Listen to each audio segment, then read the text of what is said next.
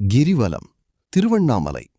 சித்திரை பௌர்ணமி அன்று நிலவின் ஒளி பூமிக்கு மிகவும் ஆற்றலை தருவதாக கருதப்படுகிறது. திருவண்ணாமலையில் லட்சக்கணக்கான பக்தர்கள் இந்த நாளில் கிரிவலம் சென்று அண்ணாமலையாரை வழிபடுவார்கள். கோடை காலத்தின் வெப்பம் தணிந்து குளிர்ந்த நிலவொளியில் கிரிவலம் வருவது உடல் மற்றும் மனதிற்கு அமைதியை தரும். கிரிவலத்தின் சிறப்புகள்: ஆற்றல் மிக்க நாள். சித்திரை பௌர்ணமி அன்று நிலவின் கதிர்கள் மூலிகைகள் நிறைந்த அண்ணாமலை மீது பட்டு பிரதிபலிக்கும் போது அது உடலில் உள்ள நோய்களை நீக்கி மனதிற்கு அமைதியை தரும் என்று நம்பப்படுகிறது. சித்தர்கள் நடமாட்டம். திருவண்ணாமலையில் பல சித்தர்கள் சூட்சம வடிவில் கிரிவலம் வருவதாக ஐதீகம்.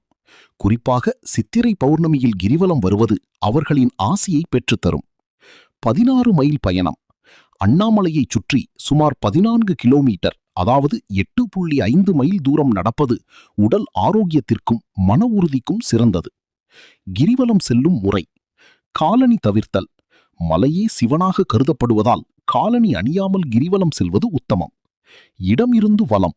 மலையை எப்போதும் இடதுபுறமாக வைத்து வலது பக்கமாகவே, அதாவது பிரதக்ஷிணா, சுற்றி வர வேண்டும். அஷ்டலிங்க தரிசனம். கிரிவல பாதையில் உள்ள இந்திரலிங்கம், அக்னிலிங்கம், யமலிங்கம், நிருதிலிங்கம், வருணலிங்கம், வாயுலிங்கம், குபேரலிங்கம் மற்றும் ஈசானலிங்கம் ஆகிய 8 லிங்கங்களையும் தரிசிப்பது முழுமையான பலனை தரும். மெதுவான நடை. ஓடாமலோ அல்லது வேகமாக நடக்காமலோ ஒரு கர்ப்பிணி பெண் நடப்பதைப் போல மெதுவாக இறை